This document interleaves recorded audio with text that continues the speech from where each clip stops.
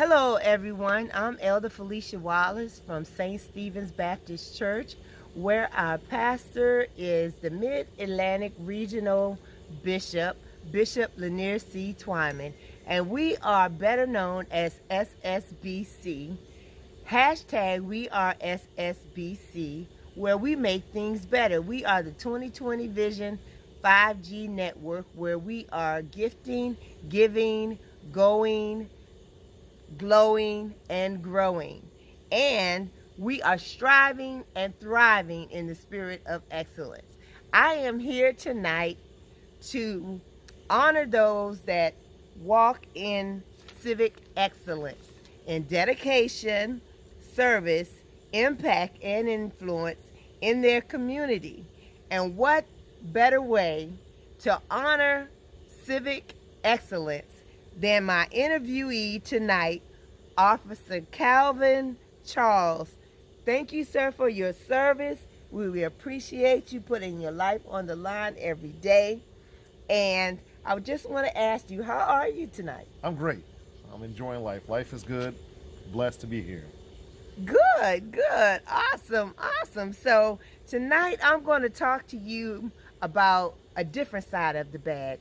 I want to talk to you about the personal versus the professional. So we're going to start with the professional. And so tell us about yourself, who you work for, and what do you do? All right. My name is Sergeant Calvin Charles. I work with the Maryland National Capital Park Police. That is a division of the Maryland National Capital Park and Planning Commission. I've been here 26 years, and I serve the community in Prince George's County, and we also have jurisdiction in Montgomery County, so I've been out there once in a while as well. All right, 26 years on the force. Oh my goodness. Now in your job, when I talk to you, that you tell me it involves voting and cancer awareness. Can you tell us how in the community that your job is involved with that? All right, you have cancer awareness. So Park Police usually have a community service branch, but we also empower our officers that work on the road and the beat to join activities within the community. And Maryland Park and Planning right now is doing a breast cancer virtual walk this Saturday, October 3rd. And then also Park Police has partnered with the Tanger Outlet. They're going to do a virtual cancer walk October 11th through the 18th, so please check that out. And we're going to participate along that. It's going to usually go at the Woodrow Wilson Bridge Trail, but due to COVID-19, you can do it anywhere, anytime, and sign up. And then next, we are also actively involved with the voting system this year. Of course, we know we have the voting drop boxes located in Maryland, and we have several that's on our property. Tonight, we have South Tech Rec for Washington, Maryland, where we have a drop box. And we have officers sitting at the drop box to make sure people's votes are secured and won't go anywhere 24/7. So that's where I'm at tonight, working this drop box to make sure that people, when they come up, they'll be safe and the votes will be in the box, and we want to make sure that it doesn't go anywhere, no tampering. Oh my goodness. Did y'all hear that? Our votes are secure. We didn't even know that. At least I didn't know that.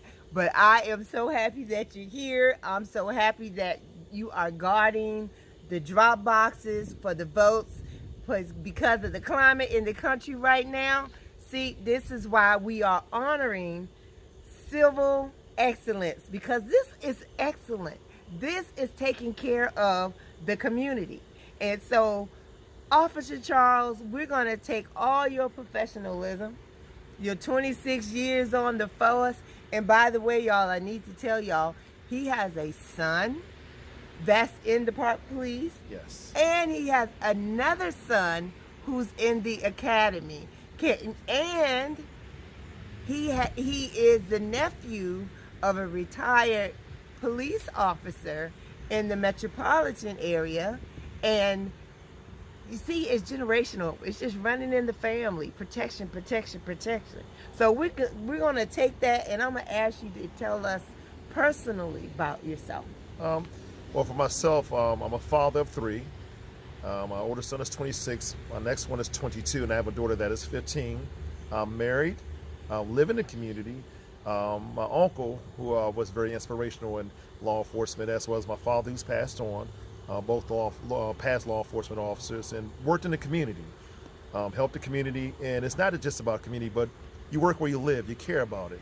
So you definitely have a vested interest to make sure that people in the community are doing right and having the right, information.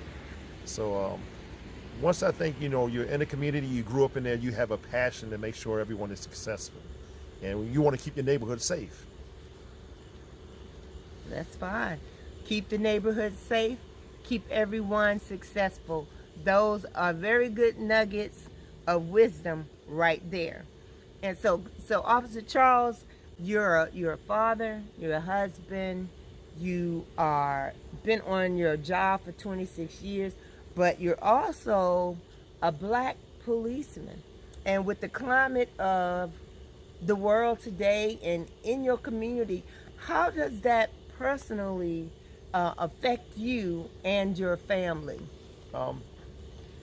We put God first, so that's really giving us the grounding that we need. But as a black man in uniform, it's very challenging because I understand the social biases of systemic racism, but we can't change anything unless we're inside the environment to show that we are productive people. Mm-hmm. And officers, no matter what color you are, black or white, that we're going to do the right thing. And then we also make sure we measure up to make sure people are doing the right thing. As a father, I have to be able to explain to my children and the neighborhood children and nieces and nephews that, you're black, you're beautiful, but also you're black and keep God first, but be knowledgeable.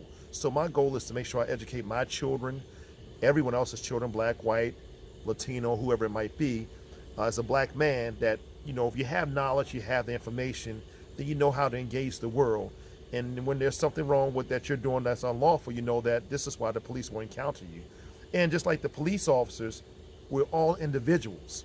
So you will have great police officers, and every once in a while you have a bad one. But if you have the information, know how to encourage that officer to do the right thing, or if they're not doing the right thing, how to make sure you go to the, the station and say, hey, look, we need to make sure they're serving our community correctly. So as a father, a black man, a black police officer, it's been very challenging, but it's been educational because we have to educate the public as well as officers to do the right thing. So that's been pretty much the thing, but I want to make sure I emphasize with you and anyone else listening, you have to put God first, because all that what's happening in the world is because God has put us here, and we have to learn how to live together and grab the right information and know how to enforce it and also how to live by it.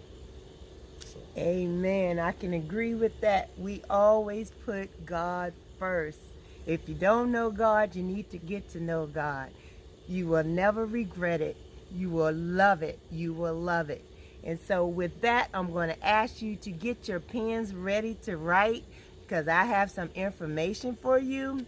But our pastor, Bishop Lanier C. Twyman, and the SSBC family, we are here in the community also doing our part to help promote healing between the community and the civic organizations.